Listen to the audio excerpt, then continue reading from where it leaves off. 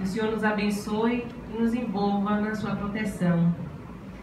Eu vi Iracema questionando quem estava aqui pela primeira vez. Eu achei muito interessante a quantidade de pessoas que estão conhecendo o centro hoje. E todo mundo caiu no 1º de abril, não foi? Todo mundo chegou às 17h30, não foi? Pois é, foi 1º de abril de Iracema. Foi na gente, porque eu também cheguei às 17h30. Pois bem, o tema de hoje, fenômenos obsessivos. Vamos mergulhar um pouco mais no autoconhecimento em nós mesmos. Porque quando a gente fala de obsessão, a gente fala de espírito. Quando falamos de espírito, falamos de quem? Isso, de nós. Muito bem. Que coro lindo, né? Em nós. Ah, tá, tudo bem. É porque fala de desencarnados depois dos desencarnados. Que bom. Então, deixa eu pegar aqui o controle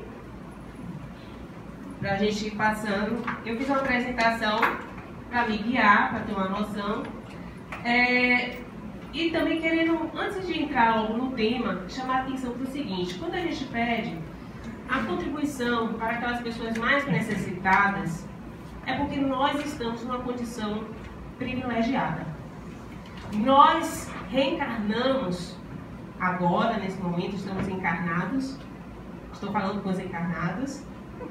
E foi aqui no Brasil, em algum lugar que nos proporcionou estarmos aqui hoje, com uma certa saúde, com uma certa condição de vida. Já pensou se nós tivéssemos reencarnado lá na Síria? Ou na África, onde tantos estão morrendo e padecendo de fome? Enquanto nós estamos preocupados com o que está na moda, com o que está aí em voga para ter uma roupinha mais de acordo com o que está passando na TV, ninguém lá se preocupa nem em ter uma sandália. Então vamos abrir o nosso coração e lembrar desses irmãos que não estão na condição muito razoável, digna de vida. Pelo menos dar uma dignidade para que eles cumpram a sua missão, cumpram o seu papel, tenham suas expiações, como todos nós temos, só que, como eu disse, nós estamos expiando, de uma certa forma, dignamente, enquanto outros irmãos não. E isso faz parte da nossa convivência, a convivência solidária. Iracema, como é que passa isso aqui? É pular? Eu acho que não. Como é que eu faço? Lázaro disse que está funcionando. Tá, tudo bem. Ok, vamos lá. Entrando no assunto. Vamos falar de obsessão. A princípio é o quê? Influência espiritual. Quando falamos de influência espiritual, como eu disse, falamos de espíritos. Já no início chamei a atenção, encarnados ou desencarnados. Então vamos entrar também no ponto mais importante, que é a obsessão de encarnados. Não é só dos desencarnados para encarnados, que é o que nós conhecemos cotidianamente. Primeiro, o que seria então essa influência espiritual? No Livro dos Espíritos, na questão 456, Kardec pergunta à Legião de Espíritos, né, de verdade: os espíritos podem ver o que fazemos? O que é que vocês acham? Eu estou vendo vocês, não estou?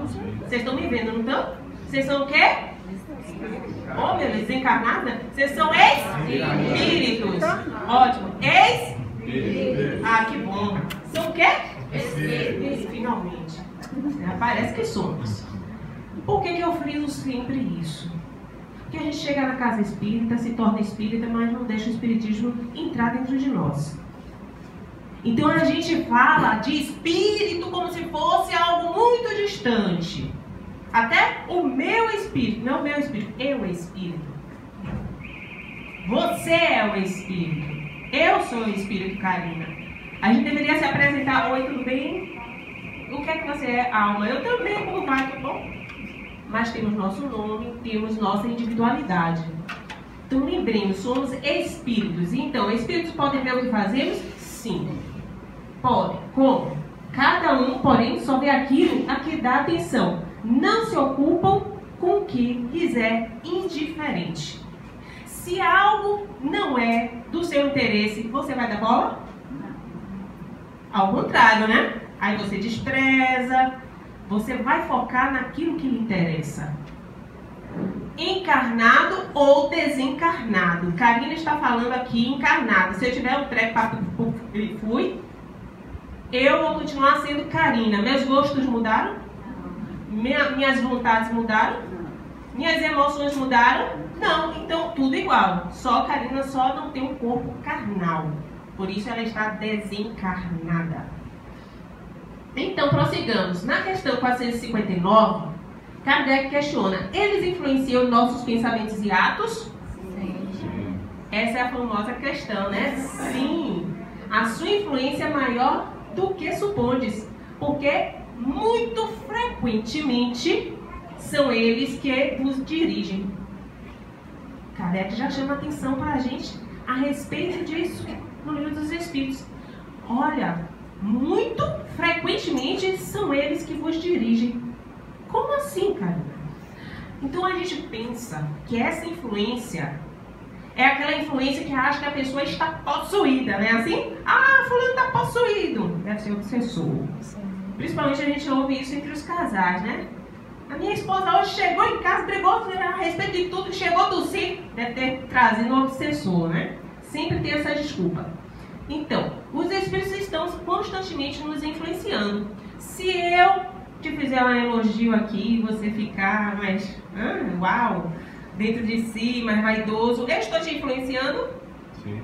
E eu sou o quê? Um espírito. Vocês estão entendendo? Então, a realidade não muda. Se nós estamos constantemente lidando uns com os outros, encarnados, assim é o mundo espiritual.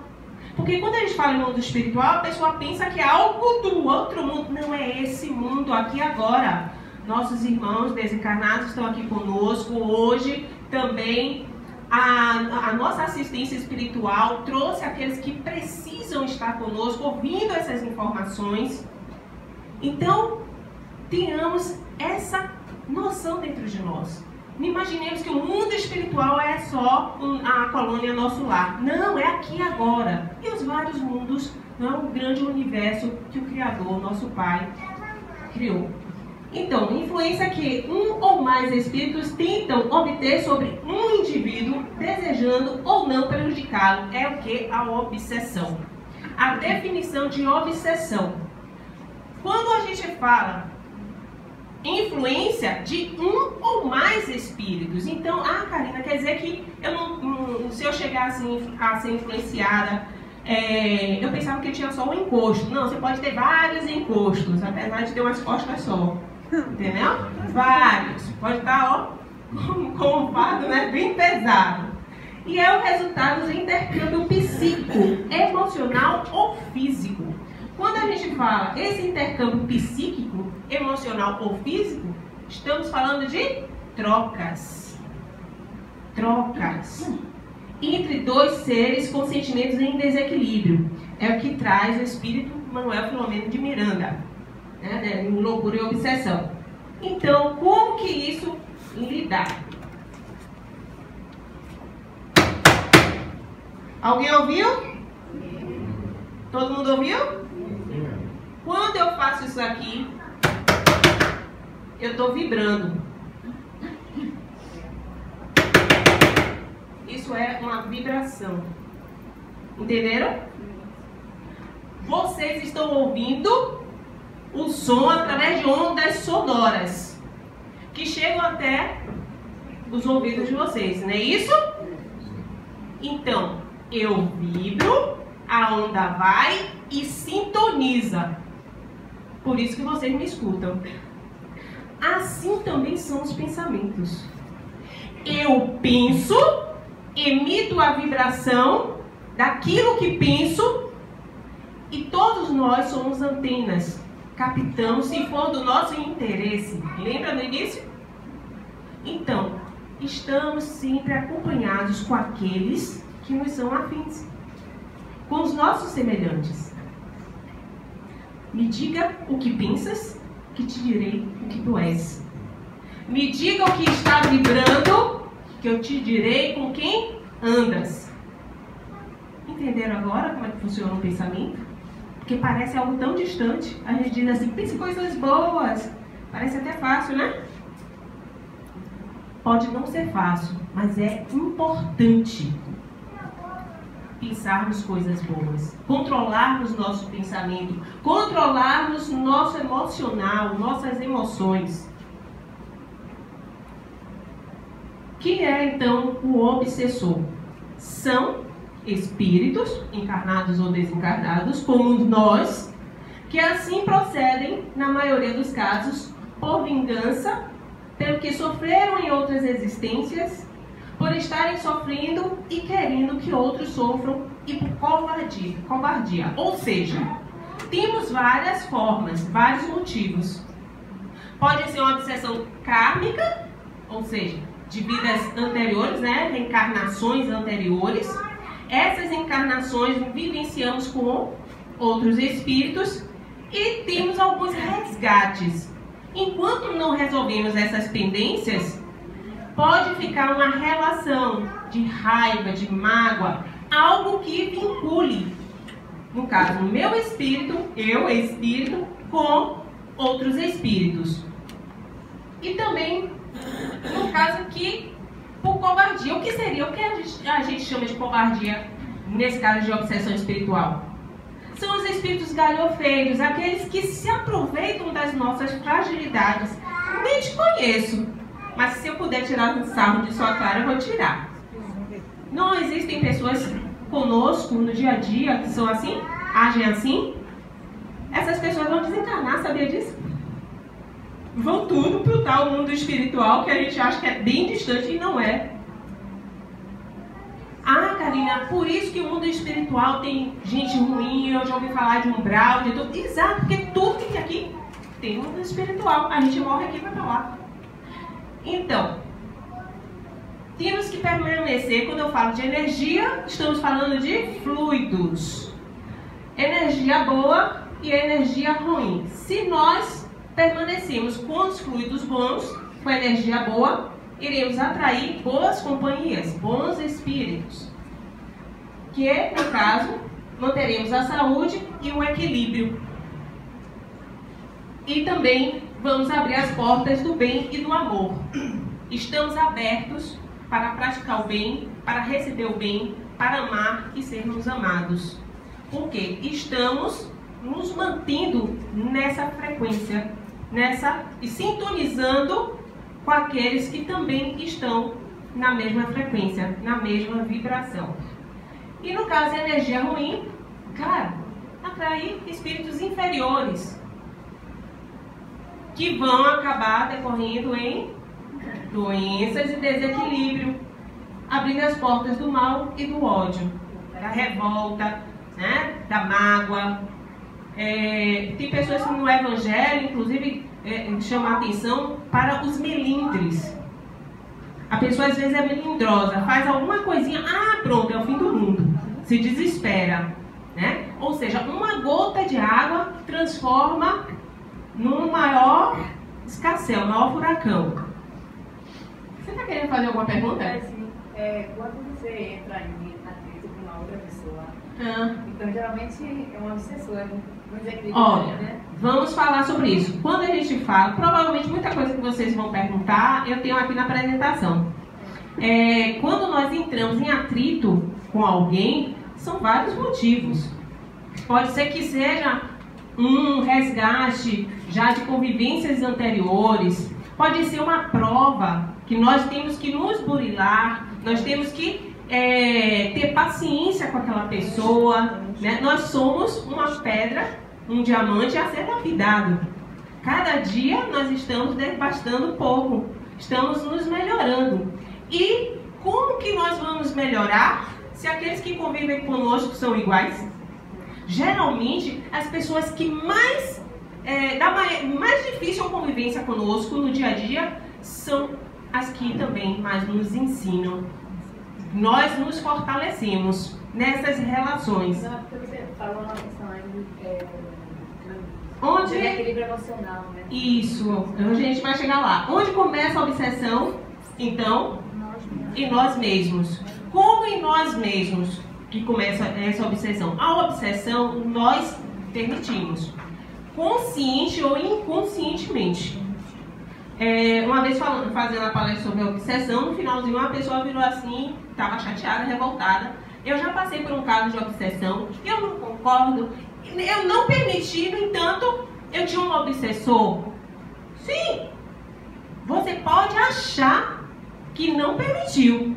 É diferente de você ter permitido. Porque muitas coisas espiritualmente fazemos de forma inconsciente. Ah, como assim, Karina? Karina, aliás, vocês todos, não sou só eu. Todo mundo dorme aqui, não dorme não? Dorme, né? Dorme? Dorme ou não dorme? Dorme. Ah, graças a Deus, Senhor. Amém. Então, veja só.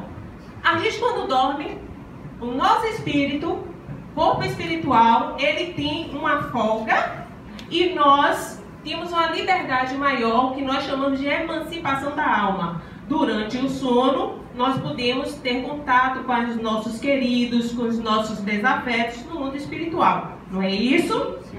Exatamente.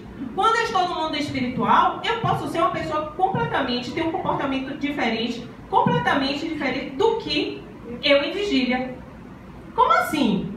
Por exemplo, eu que fui fumante durante 20 anos. Quando eu parei de fumar, e eu me tornei espírita, quando eu parei de fumar, cheguei e aprendi na emancipação da alma que nós, no caso, passeávamos à noite no mundo espiritual, em algum lugar, e estávamos com as companhias que eram afins.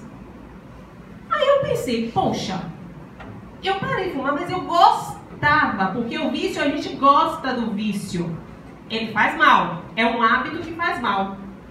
O vício, a definição de vício é hábito que te prejudica. Você vai fazer aquilo com habitualidade, só que o resultado é prejudicial a você. Então, o que é que acontecia? Eu parei porque me fazia mal. Mas eu gostava. É que nem aquela pessoa que gosta de tomar um vinhozinho, aí tem um problema de cirrose, o médico proíbe, ela deixou de gostar de vinho? Não, ela ainda gosta. E o que é que acontece à noite? Dorme, vai para o mundo espiritual, vai encontrar com aqueles que degustam vinho, aqueles que fumam. Quando eu me dei conta disso, eu falei, meu Deus, eu tenho que fazer minhas orações todas as noites, pedindo ao meu anjo da guarda, que esteja comigo, me fortalecendo e me alertando para eu não estar nesses lugares com essas companhias. Então eu já vou trabalhando o meu inconsciente. Já vou criando minhas defesas espirituais, pedindo ajuda ao mundo espiritual. A gente tem que aprender a ser humilde. A gente, quando fala humildade no Evangelho, a gente não fala em ser bobinho. Não. A oposição à humildade é o orgulho. A oposição ao egoísmo é a caridade. Uma pessoa que está passando por problemas, qualquer tipo de problema, principalmente problema espiritual, não pode ser orgulhosa a ponto de não querer ter ajuda, não pedir ajuda, fingir que não está acontecendo nada para uma pessoa do seu convívio.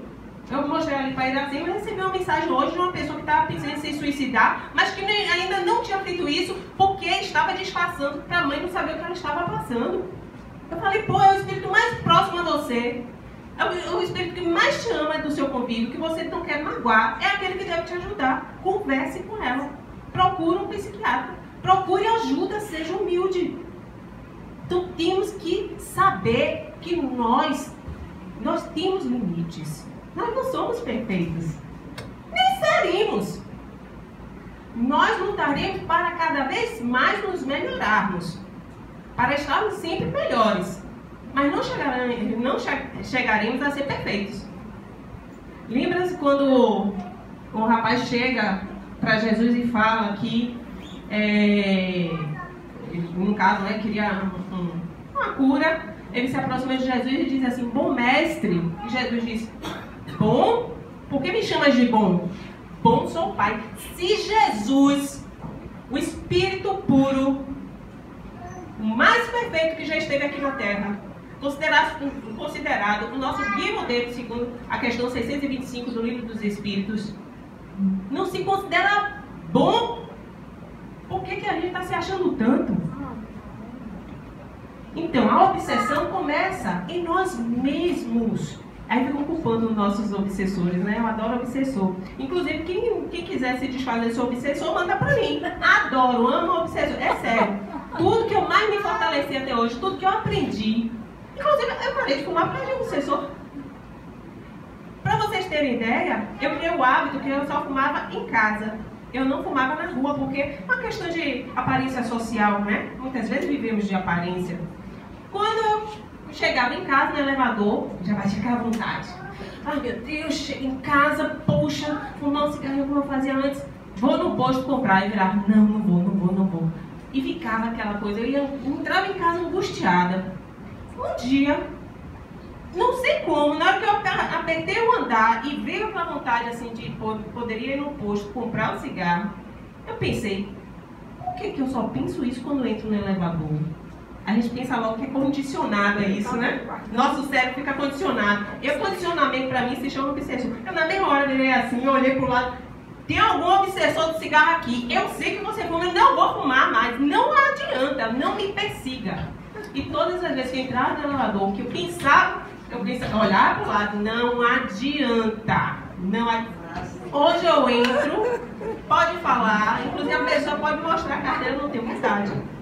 Então, nós podemos nos reprogramar também. Porque quando a gente faz um esforço para fazer uma reprogramação, nós mudamos nossas companhias também. Claro! Fato disso é quando nos tornamos espíritas, já paramos de frequentar determinados lugares, andar com determinadas companhias, aí vão te achando, né, meu pastor dentro de casa, porque você começa a doutrinar todo mundo, e aí você vai modificando, fazendo sua reforma íntima, você vai ver que seu mundo vai ficando diferente. Vamos entrando em outro estado vibracional. Então, começa em nós. Nós somos aquilo que atraímos. A obsessão começa em nossas próprias imperfeições. No caso, quando eu tenho raiva, quando eu tenho aquelas emoções, sentimentos mais fortes de ímpeto, nos meus maus hábitos, nos meus vícios, né? Vícios físicos, nas minhas emoções, quando eu discuto com alguém, também na sexolatria, ou seja, em tudo que é exagerado, nos excessos, na hipocrisia, nos fingimentos, né, escondendo os nossos sentimentos também, nos melindres da vida. Tudo isso pode atrair obsessão. Eu tenho uma listinha assim que é mais didática e que a gente vai ver. Aqui eu queria chamar a atenção de um caso para vocês. Caso verídico, eu só tenho caso verídico, viu? Há uns 15 dias atrás, é bom que eu já compartilho, é de primeira mão, né, sabe? É porque os outros temas não deu para encaixar isso daí.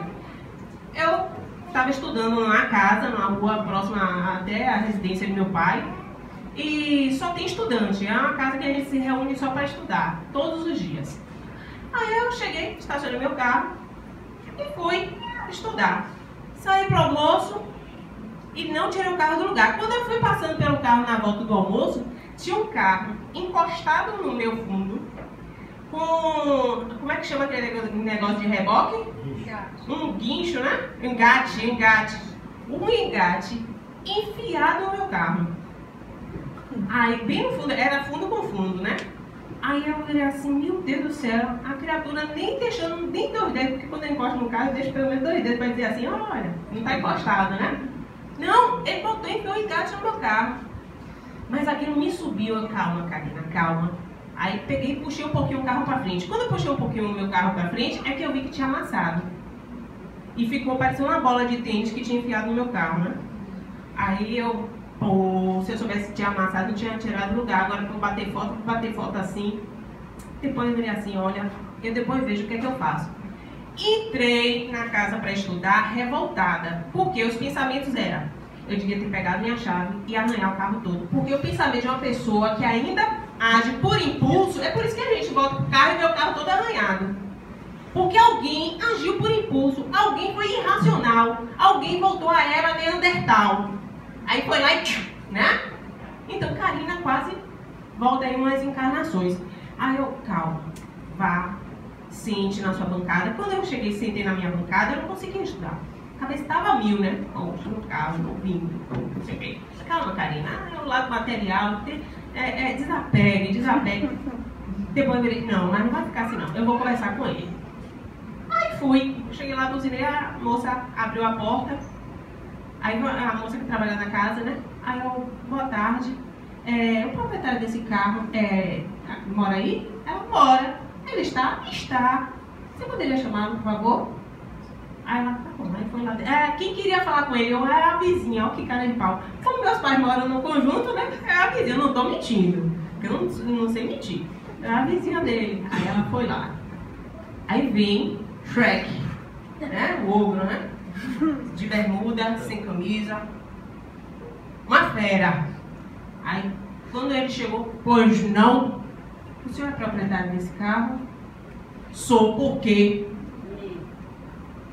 Abracei ele. Muita paz, que Deus lhe abençoe. Amor Deus. Que Deus lhe abençoe. Te dê muita luz. Aí ele, obrigada, amém, obrigado. Né? Todo mundo assim. Aí eu olhei assim, olha, eu sou a proprietária daquele carro preto que o senhor encostou. Eu não encostei não, encostou. Ela chegou até a amassar um pouquinho minha cabeça, tá vendo? Amassou um pouquinho, mas olha, tudo bem. Eu não sou... O carro é para usar mesmo. Eu só quero saber, estacionar na sua porta te aborrece? Porque eu não quero te aborrecer mais. Ele virou, de jeito nenhum. Você pode estacionar, não tem problema nenhum. E aí começou a puxar conversa comigo. Ele estava chateado porque tentou abrir um consultório de psicologia, de análise, imagine, na rua. E aí negaram o alvará para ele, a licença, porque não tinha onde estacionar. E aí, como estão estacionando na rua toda, na porta da casa dele, né? Aí que sobe a raiva. Então ele, nessa conversa, no maior bate-papo comigo, aí eu, pois é, não, olha, você pode estacionar quando você quiser. Tá tudo bem. Voltei com o coração leve, a bolinha do carro, lá, né? Voltei com o coração leve, estudei. No outro dia fui, não estacionei na porta dele porque já tinha alguém que tinha chegado antes. Eu até falei assim, eita, estacionei, estudei. E no outro dia fui lavar meu carro na oficina porque deu um problema no ar.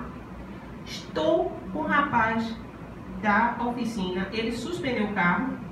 Eu nem sabia que para ver o negócio do ar precisava suspender. Na hora que ele suspendeu, que eu olhei pro fundo do carro, no para-choque, cadê a moça?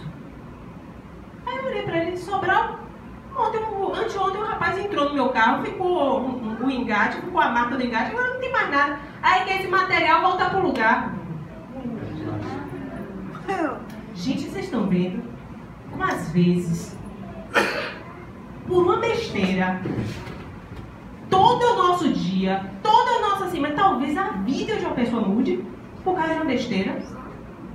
Porque eu saí, quando eu vi que tinha puxado o carro para frente que estava amassado, eu saí dali andando, pensando, né? Eu sou advogado, vou processar, vou ter que ir nas causas, que não sei o que. Já fui pensando mil coisas, depois não, calma, cara. E eu fui me dando tempo e me recompondo. E hoje, eu me lembro muito de Jesus. Muito. Tudo na minha vida eu me pauto em Jesus. Jesus não ia sair arranhando o carro, né? Então, calma, Karina. É uma pessoa que está mais atrasada que você. Quando a gente tem um maior discernimento, cabe a nós perdoarmos. O mais difícil é a gente entender isso. Porque tem gente que não entende. Ao contrário, diz assim, eu não ia deixar barato.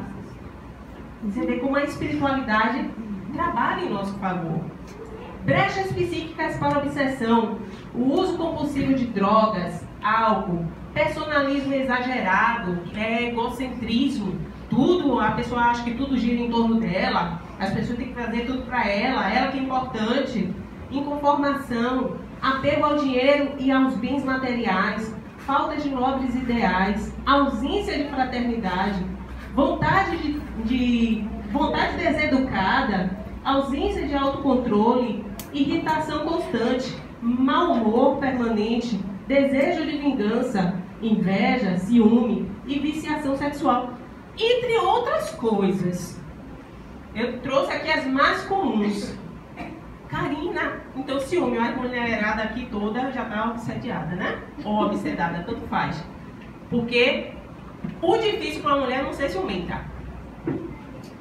as várias expressões de um mesmo problema. Então, como que são essas obsessões? Como é que é, Karina? Como lidar no dia a dia com essas obsessões?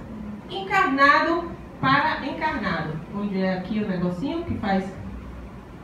Ah, o que é que eu fiz aqui, meu Deus? Eita! Peraí. Volta tudo, né? Encarnado para encarnado. Como é que a gente pode visualizar encarnado para encarnado uma obsessão? Quando eu falei aqui a respeito do casal, um marido obsediando a esposa, ou a esposa obsediando o marido, às vezes saiu, ficou de me ligar, até agora nada, deve estar com outra, eu não sei o quê, e passei um WhatsApp, e só tem um tipo, e um não tem outro tipo, e não sei o quê, e um negocinho toma a proporção de novo, não é assim? São nossas emoções. Então, encarnado para encarnado.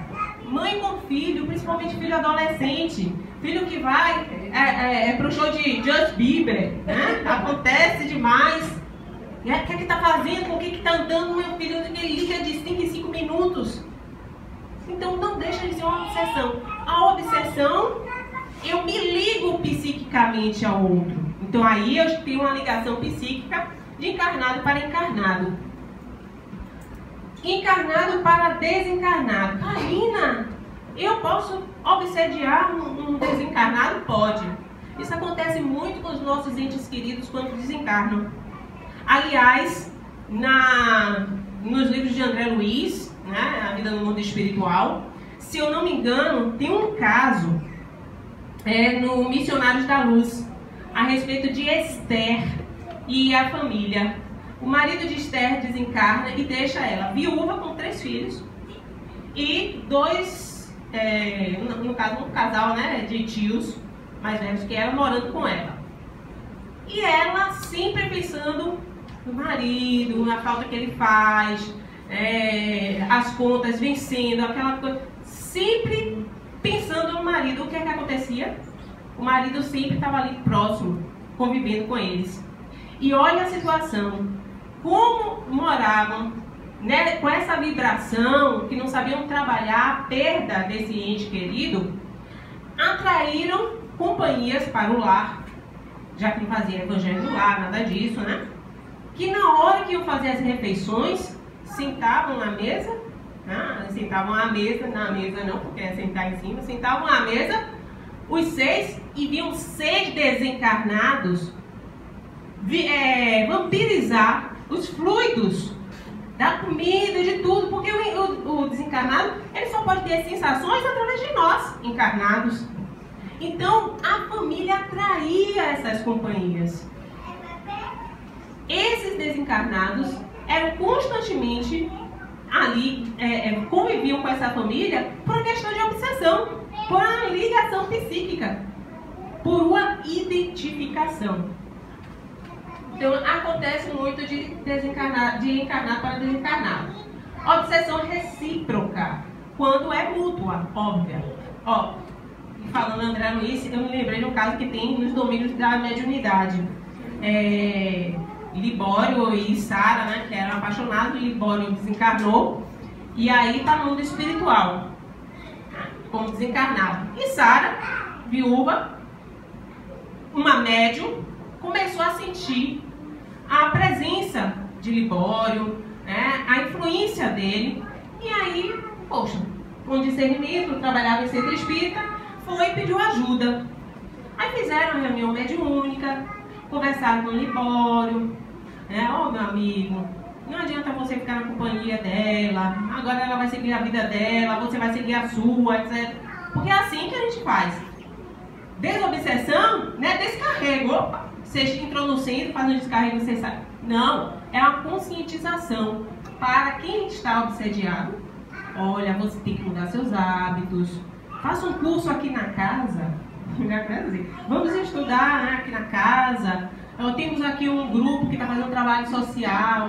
E você começa a mudar a sua postura, começa a mudar a sua vibração. E aí, aquele espírito que está te acompanhando começa a achar você desinteressante. E pode, aí te deixa, entendeu? Mas isso leva um tempo, um processo.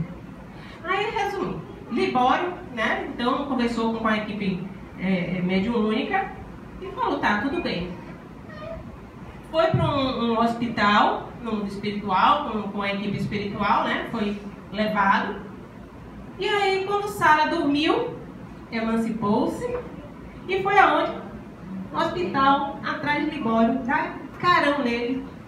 Volte, querido, volte agora. Você tem que me atender, volte. Eu não posso viver sem você. Lembra que eu falei? O que é que nós queremos realmente? Então, conhece-te a ti mesmo. Já dizia o sábio da antiguidade. Conhece-te a ti mesmo. E aí, é um caso de obsessão recíproca.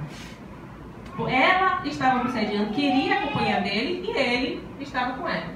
Desencarnado para desencarnado, temos vários casos no mundo espiritual. Principalmente até gigantes no mundo espiritual. Né? O Gregório mesmo, que comandava vários espíritos que ficam sob seu jugo para fazer o que quiser, porque eles têm a capacidade até de trabalhar via hipnose aqueles que eles estão obsediando. Então tem muitos casos desencarnados para desencarnados, desencarnado para encarnado, que é o mais comum. Eu vim hoje aqui porque eu tenho um obsessor, Karina. Eu tenho um encosto. Eu estava querendo tirar esse encosto. Não é assim? E não é um encosto. Um obsessor é alguém ou que você fez mal no passado, viu? Né? Ou que fizemos mal no passado, ou que de alguma forma nós estamos chamando para que ele esteja conosco. Então não vem dizer que o obsessor é um espírito ruim, é um espírito malvado. Não. A gente colhe o que a gente planta. Eu não posso plantar abacaxi e colher maçã. E a autoobsessão. A autoobsessão é o que mais acontece. Eu costumo dizer que o início de uma obsessão externa, tanto de encarnado para encarnado, desencarnado e vice-versa, é a autoobsessão. A autoobsessão é o autossugestionamento.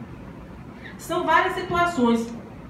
Nós trazemos, às vezes, resquícios de outras encarnações que desabrocham traumas, fobias, e a gente fica com aquilo na cabeça.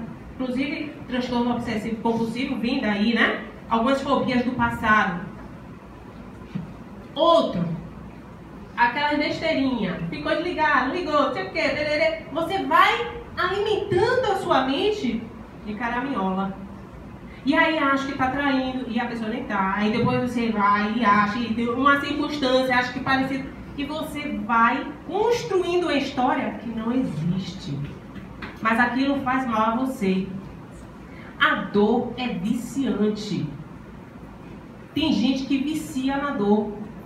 Porque o cérebro produz uma substância que nos torna viciados. Então tem casais que você vira assim, pô, eles deviam separar porque não tem jeito, só vivem brigando. Mas estão viciados em viver um sofrendo pelo outro. Obsessão causa vícios. Eu posso trazer esse caso aqui de Cláudio Nogueira. Foi no Rio de Janeiro. André Luiz observa Cláudio Nogueira, homem com desequilíbrios sexuais e vícios físicos, que atrai inconscientemente dois obsessores durante o consumo de álcool em sua residência. Está no livro Sexo e Destino. André Nogueira está na sua residência, deitado no sofá, pega o jornal, vespertino, abre, começa a ler as notícias, já vai naquelas notícias mais violentas, porque isso também, o que nós assistimos, o que nós ouvimos, o que nós lemos, tudo isso influencia nas suas emoções, no seu estado psíquico. Tudo influencia. E aí, ele está lá, lendo. André Luiz narra de uma forma assim, né? Como se dissesse a garrafa de uísque, só faltou saltar em cima dele, porque brilhava no canto da sala. Dois obsessores que estavam no apartamento na sala queriam beber, eles, né? Viviam de bebida, adoravam beber, eram alcoólatras. E aí, um deles chega no ouvido de Cláudio e fala: beber, cara, beber, beber. Aí Cláudio nem tá pensando nisso, né? Pega, olha pra garrafa, vai lá, bota uma dose de uísque, toma um gole. Aí, na hora que ele sobe, com aquela vontade, o espírito faz a mesma sensação. E aí eu me lembro de Kardec em obras póstumas.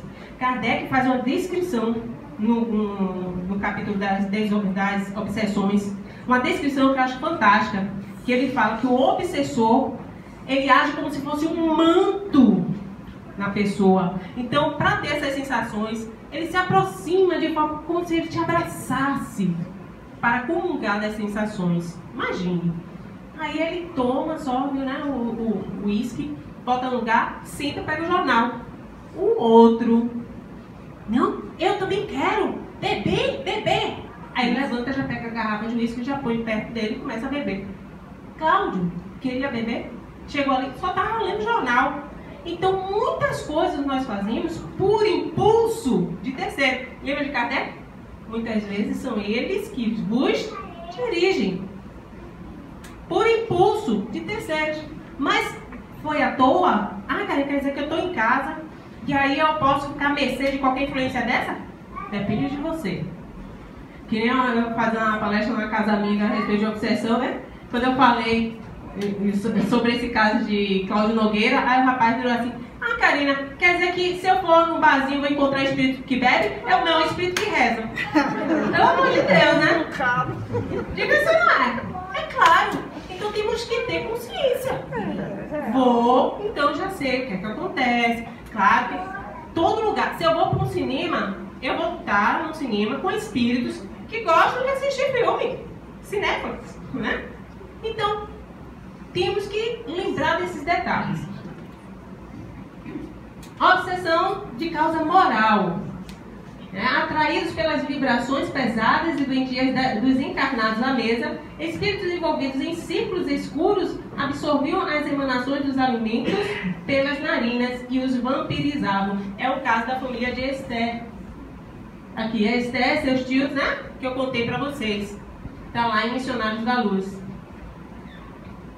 Aqui, Arnaud Numiers é o obsessor, no livro Drama da Bretanha, de Ivone Pereira, pelo Espírito Charles, contando que no século XVII, Betty de Somerville, Andréa de Guzman, casou-se com Henri Numiers, mas depois o traiu. Diante da traição da esposa, Henri Numiers suicidou-se jogando-se de um penhasco. Arnaud Numiers, pai de Henri, prometeu se vingar de Berthe e continuou a persegui-la mesmo depois de desencarnado. O pai começou a persegui-la enquanto encarnado, desencarnou e continuou perseguindo a menina, porque a culpava pelo suicídio do filho. Gradação das obsessões. Temos obsessão simples. O que é a obsessão simples, Karina? É a obsessão que nós conhecemos. É a influência, né, que o espírito tem sobre nós, de maneira que muitas vezes são eles que nos dirigem, ou seja, influenciando nossos gostos, nossas atitudes, nossas ações, que pode evoluir ou para uma fascinação ou para uma subjugação. Na fascinação, a influência é tão forte que eu perco o senso crítico. Eu fico ridícula. Eu falo coisas, faço coisas, só Deus sabe, né? E aí vem um amigo e tenta me alertar. E eu fico achando que ele está querendo, na verdade, estar no meu lugar. Porque aquilo que eu estou vivenciando é o mais importante, é o melhor, é o certo, eu que tenho razão. E ocorre muito em médiuns, em palestrantes, centro espírita, dirigentes. Inclusive tem até um livro que Aconteceu na Casa Espírita. Se eu não me engano, o autor é Emanuel Cristiano, que ele conta um centro espírita todo ficou influenciado, fascinado, a ponto de fazer determinadas coisas. Como, por exemplo, um amigo meu que fez uma palestra uma vez no interior veio me contar: Karina, cheguei lá, tinha um tanto de garrafinha assim no fundo do centro. Aí eu, curioso, né? Depois da palestra, ele assim, sim, essas garrafas, né? Pensando em alguma decoração, alguma coisa, né? Ou será que eles recolhem garrafas para algum trabalho, né? De doação? Aí o dirigente falou assim, é porque quando fazemos a desobsessão, nós colocamos os obsessores aí, trancamos, deixamos aí no fundo, até eles aprenderem. Um centro espírita. Aí eu achando até que era exagero dele. Amigo meu, né? Pode ser pescador. Resultado, outro dia assistindo uma palestra de Haroldo Dutra Dias, juiz de direito, uma pessoa renomada no meio espírita, né? É uma pessoa que, por sinal, as palestras que eu adoro, as palestras dele. Ele falando que chegou no centro espírita cheio de gaiolinhas. Ele, como juiz, ficou preocupado. Ele, será que estão cometendo crime ambiental? Estão traficando animais silvestres, pássaros, né? Aí falou, olha, tinha umas gaiolas que estavam abertas, outras fechadas. Essas gaiolas aí, né? Assim, os pássaros, mas... é que a gente quando faz desobsessão, bota o obsessor preso aí dentro. Tá no YouTube, quem quiser depois procura. Então, isso acontece. Na fascinação, perde-se o senso crítico. E na subjugação, perde-se a vontade própria. Perde completamente. A ponto de quem toma a direção de todas as decisões, tudo é o espírito obsessor. Por isso que era conhecida no passado como possessão. Tá? Inclusive na Gênese, né? Kardec ele se dirige muitas vezes como possessão. Então, a obsessão apresenta caracteres diversos que é preciso distinguir e que resultam no grau de constrangimento e na natureza dos efeitos que produz. Consequência da obsessão? Transtornos mentais. Karine, então eu posso ficar doida? Pode. Doidão. Para vocês terem ideia, Dr. Inácio Ferreira, ele, durante 15 anos no sanatório em Uberaba, sanatório espírita que ele trabalhou, ele tem esse estudo, cerca de 1.900 e alguma coisa, quase 2.000 pessoas que tinham distúrbios mentais, né? Loucos, considerados na época loucos. Ele resgatou 770 que eram obsediados, não eram loucos, e recuperou mais 600. Os outros, né, continuaram loucos, não tiveram jeito. Devia ser alguma prova, né? Ou alguma expiação. Mas ele conseguiu fazer esse trabalho. Então, a obsessão pode resultar em transtorno mental. Pode. Mas também um transtorno mental pode dar ensejo a uma obsessão. Também. Então, vice-versa. A pessoa que está depressiva, depressão é doença. Depressão é doença. Não é, uma pessoa não é angústia. Angústia é uma coisa, depressão é outra. A pessoa está em depressão, se ela não se trabalha, não pede socorro, ou ela acaba com um transtorno mental ou comete um suicídio. Quantos casos de suicídio que a gente tem depois de uma mediúnica a gente descobre que foi por indução de obsessor, influência de obsessão? Vários. Né? Então, transtornos mentais, eu me lembrei de Bezerra de Menezes. Tem um tempo? Tenho, né? A loucura sob novo prisma. Bezerra de Menezes, ele conta um caso dele mesmo, de um filho dele. Ele estava, são vários casos no livro, aí chega um ponto, num capítulo, você se depara, ele falando, eu mesmo, meu filho, quando se formou em medicina, meu filho que estudou, fez faculdade de medicina, meu filho apresentava muitos momentos que ele ficava como se fosse letárgico, né? Assim, fora do mundo, sem contato com o mundo, completamente parado, catatônico. E depois ele voltava assim, e parecia uma pessoa normal. Aí ele começou a levar o filho dele nos médicos e tudo, né? Especialistas no Rio de Janeiro. Diagnóstico: loucura. Louco. O filho de Bezerra Menezes. Aí Bezerra Menezes conversando com um compadre, o compadre virou assim, poxa, por que você não leva, então, esse caso do centro espírita, pra gente ver e tudo? Você já foi em vários médicos. Aí Bezerra de Menezes, tá, tudo bem. Mas veja só, Bezerra de Menezes não conseguia acreditar que poderia ser um caso de influência no espírito, no filho. Nós somos assim. Achamos que o fato de sermos espíritas sabendo mais que os outros, que somos donos da verdade. Porque sabemos que o mundo espiritual existe, sabendo que somos espíritos, sabendo que enquanto os outros estão na ignorância. Ainda mais porque são de outras religiões. Não é bem assim. A gente enxerga o cisco no olho do outro, não quer enxergar a nossa trave, não é isso?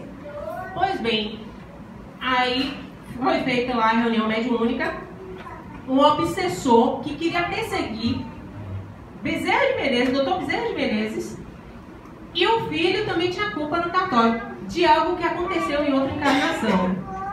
Como Bezerra de Menezes nessa encarnação já estava uma pessoa mais iluminada, fazendo bem, um espírito nobre, o espírito, o obsessor, não conseguia ter acesso a Bezerra de Menezes. Então, por obsessão indireta, ou seja, começou a obsediar o filho, não era nem tão culpado assim do fato, mas participou, e foi narrado durante a mediúnica, para atingir Bezerra de Menezes.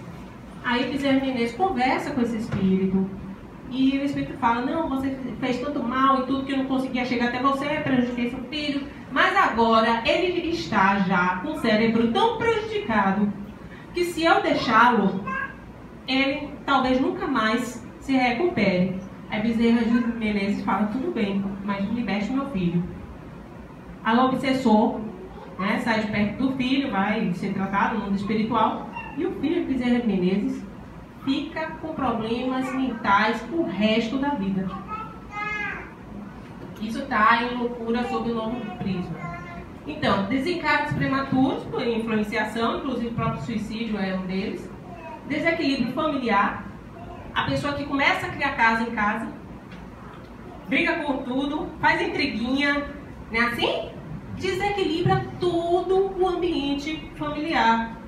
Doenças físicas também, porque fica tudo registrado no nosso perispírito e uma hora acaba desabrochando no nosso corpo físico. Alguns sintomas de obsessão, falhas frequentes no curso, conteúdo e forma do pensamento. A pessoa não consegue pensar direito, não tem lógica o que pensa. Com consequentes perturbações no contato com a realidade. Alterações frequentes de comportamento à revelia da pessoa, gerando constrangimentos. A pessoa depois, não era bem isso que eu queria, depois que teve o ímpeto de fazer. Alucinações e delírios, sintomas característicos da síndrome de pânico. E por último, alterações constantes na qualidade e quantidade do sono. Todo mundo aqui está com problema de sono, todo mundo está com obsessor, não é isso? Ixi, desencarnou. Desencarnou. Recomendações, então, frequentar a casa espírita, levar o caso para uma desobsessão, que é uma reunião privativa, estar também tomando passes, no caso de subjugação, a pessoa fica desvitalizada. O obsessor, ele vampiriza o fluido vital da pessoa. Então chega um ponto que ela começa a ficar sem fluido vital. Ela vai realmente perdendo as forças, a vitalidade. Então, estudos sobre a doutrina e leituras edificantes, paciência com tudo que lhe acontece, praticar no bem, evangelizar o obsessor com preces e exortação, culto do evangelho no lar, auto-perdão e psicoterapia em alguns casos. Quando eu falo evangelizar o obsessor com preces e exortações, é dando exemplo. Dando exemplo. Tem determinadas condutas. Karina, por exemplo, eu parei de fumar. Você lembra que eu falei que eu gostava? Que eu continuei gostando depois que parei? Parei de fumar porque fui participar de reunião mediúnica. E eu ficava assim, meu Deus do céu, se eu chegar na reunião mediúnica e esse espírito começar a falar tudo que eu faço, que eu fiz, vai ser um vexame. Então, fui modificando minha conduta e meus hábitos. Por isso que eu falo que o obsessor, quem quiser pode mandar para mim, porque eu quero ir para Júpiter, eu quero virar espírito puro. Então, antídoto salutar imediato à obsessão é a vivência cristã e espírita, através da conjugação dos verbos amar, servir e perdoar, em todos os tempos e modos, em cuja execução o espírito endividado se liberta dos compromissos negativos e ascende na direção do planalto redentor da paz. Filomeno de Miranda. por fim, finalizando finalmente, deixar todo mundo já reflexivo conversando com seus obsessores. Seja, todavia, qual seja o recurso utilizado no socorro ao padecente do flagelo obsessivo, somente o obsidiado pode oferecer o indispensável requisito para a própria saúde, que é a reforma íntima. Sem reforma interior, inóculos negativos, sem produtividade, redundam quase todos os socorros. Eu falei, no caso, né, aqui, deixa eu dar um exemplo de Jesus. Jesus que chegou no sábado à sinagoga para pregar e tudo, para ensinar. Inclusive, todos ficavam admirados porque viravam assim, poxa, era um papel de um escriba e dia de sábado não poderia ensinar na sinagoga. E Jesus está lá ensinando quando chega um rapaz com obsessão, né? Blasfemando, falando, né? Jesus, que queres conosco, Jesus? Filho de Deus, né? Que queres da gente? Aí ele simplesmente fala, sai-te dele. E aí o cara sai. Ou seja, a autoridade moral de Jesus. E também nós temos outros casos de obsessões que Jesus curou, né? Vários casos, inclusive relatados na Bíblia. Agora, em Lucas, se eu não me engano, capítulo 11, no Evangelho, Jesus deixa claro que não adianta você procurar ajuda. Nós limpamos a casa, sai um obsessor, passa um tempo, volta para ver como é que você está do mesmo jeito. O que é que ele faz? Chama mais companhias, bora ficar aqui com ele, porque não adianta mesmo. Já passou por uma experiência e não mudou. E nós somos assim. Por isso que às vezes a gente vira, poxa, mas eu já quebrei a cara com isso aí umas 4, 5 vezes e não aprendi. Preste mais atenção então em você.